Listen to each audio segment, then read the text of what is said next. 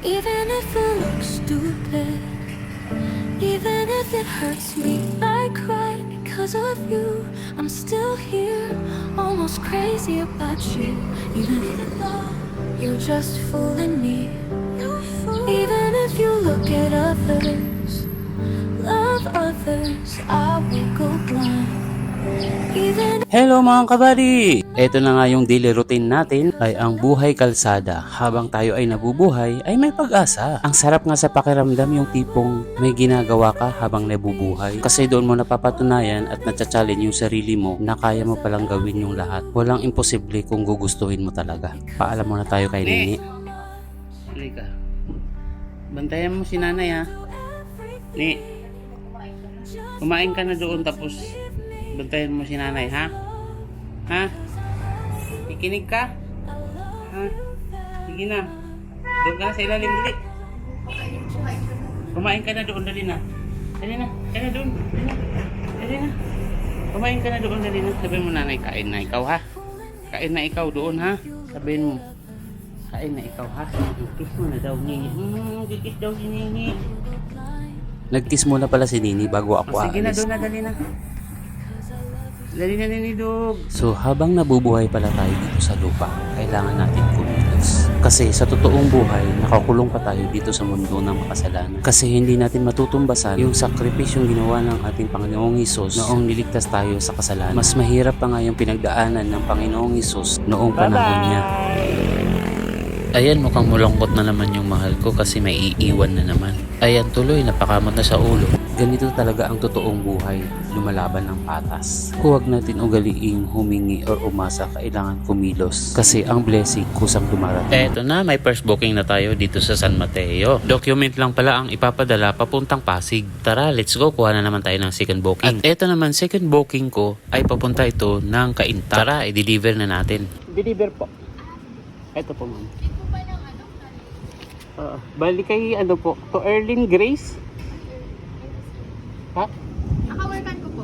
Kaya inulit ko tanong Kilala para niyo po yan? i-sure. Naka-address kasi dito sa 1A. Okay. Dito po yun. 1A San Lorenzo. Tama po ba?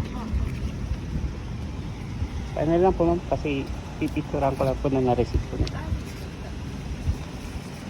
Thank you po. Thank you.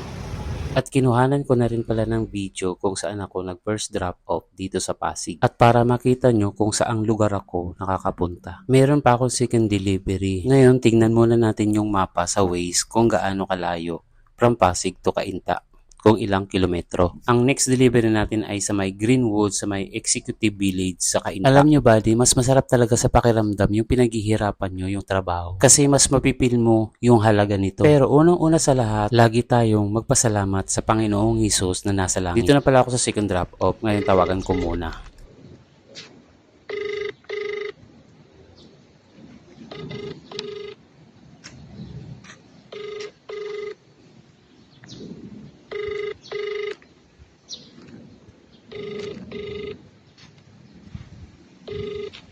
Hindi talaga mawawala yung ganitong senaryo, yung tinatawagan mo tapos hindi sila sumasagot. Kaya kailangan mo lang talaga mag-adjust, mahaba ang pasensya. Kasi di rin natin alam kung anong ginagawa nila. Yung doorbell nila, sira, hindi gumagana. Walang sumasagot, natawagan ko yung number.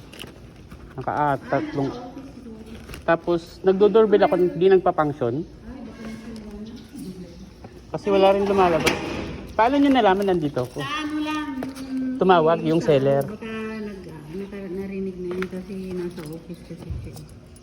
31? 34. Ay, 34. Nasa office daw yung anak. Siguro nabasa na yung text ko. Okay na? Piso pa, sukli. May piso pa ako sukli. Ay, ayan. Okay na? Thank you. Kuha na naman tayo ng another booking. Dito lang din yan sa loob ng village. Lala mo po, pick up. Okay lang ba yan? Kakamangad. Ewan mo lang ito. Ha? Cashier lang po, ewan. Eto. Sige po. Thank you. Doon na yung bayad dito. Mga ganun. Ang sabi niya, iwanan ko na lang daw sa cashier doon sa drop off. I-deliver ko pala ito sa Antipolo. Okay, ihatid ko na to. At sa hindi inaasahan, ring ng ring pala yung phone ko kasi tumatawag itong customer. Ang masaklap, nandito na ako sa may Antipolo banda. Ay ang sabi na iwanan ko daw yung pambayad nila sa akin. Eh bago ko umalis, nagtanong ako kung doon na po ba ang bayad sa drop off. Sumagot naman siya, sabi niya doon na lang daw. Kaya sinabihan ko, Gcash nyo na lang po yung bayad. Dito na pala ako sa drop off dito sa may Antipolo. Aakyat pa ako sa second floor. Tao po. Delivery po. Akala ko sa voice over lang ako nabubulol. Gas. Okay na pa. Thank you. Dito lang din naman tayo sa Antipolo. Kuha rin naman na tayo ng another booking. Okay, puntahan ko na para makuha ko na yung ipapadala nila sa akin papuntang Pasig. Ayan, nakuha ko na. Tinanong pala ako kung nasaan yung motor ko, tinuro ko. Habang papunta ko doon sa motor ko, sumusunod din siya sa akin kasi pipicture niya yung plate number ng motor ko. Kaya lagi ako may video para protection ko rin dyan sa sarili ko. Kuha pa tayo ulit ng another booking dito sa Antipolo, dito sa subdivision ng Queenstown Heights. Lapitan na natin yung guard para magtanong at mag-iwan ng ID. Kabisado na yan pag mga ganyang subdivision, iwan ID. Pick up, boss. Dito sa Phase 2, Midway Road. Queenstown Heights, Phase. I-mute na natin yung block inlet ng customer at pangalan. Pick up. Pick up. Kanan, kaliwa, pangalawang bahay sa kaliwa. Okay na? Ayan, nakuha na natin. Sige po, thank you po. I-safety na natin sa lalabag para hindi malaglag.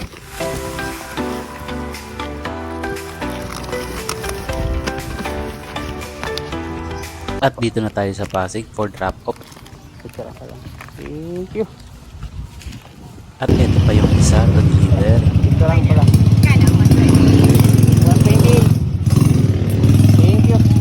After ko ma-deliver parehas yung galing Antipolo dito sa Pasig, nag-aantay pa sana ako ng booking pa uwi sa amin. Napansin ko yung oras, mahigit alas 5 na pala. Ganun talaga kapag busy ka, tuloy-tuloy yung trabaho mo, hindi mo napapansin yung oras. Panay pa nga ang browse ko dito para tignan yung mga booking kung mayroon papuntang Marikina, Cainta, or San Mateo, or Rodriguez. Kaso kadalasan yung mga booking ng ganitong oras papunta ng South. Okay mga kabali, magkukwento na lang ako kasi na-deliver ko na rin naman lahat para maituloy-tuloy ko na yung kwento ko sa inyo. Alam niyo mga bali, huwag tayo maging bulag sa katotohanan o reality dito sa lupa. Kasi ang totoo, nasa mundo pa tayo ng makasalanan. Ngunit ang Biblia or ang mga salita ng Panginoon ay isang gabay or nagpapaalala sa atin dito sa lupa para malaman natin ang tama at ang mali. Hindi natin kayang pantayan ang Panginoong Hesus sa mga nagawa niya. Pero huwag naman natin gamitin ang mga salita ng Panginoon para takpan ang mga ginagawa nating mga mali. Ako aminado ako nagkakamali, nagkakasala. Pero hindi ko ginagamit ang salita ng Panginoon para kaawaan ako or ang manloko ng kapwa. Kasi mas naniniwala ako kung ikaw ay manloloko, maluloko ka rin ng kapwa mo manloloko. Parang kagaya ng magnanakaw,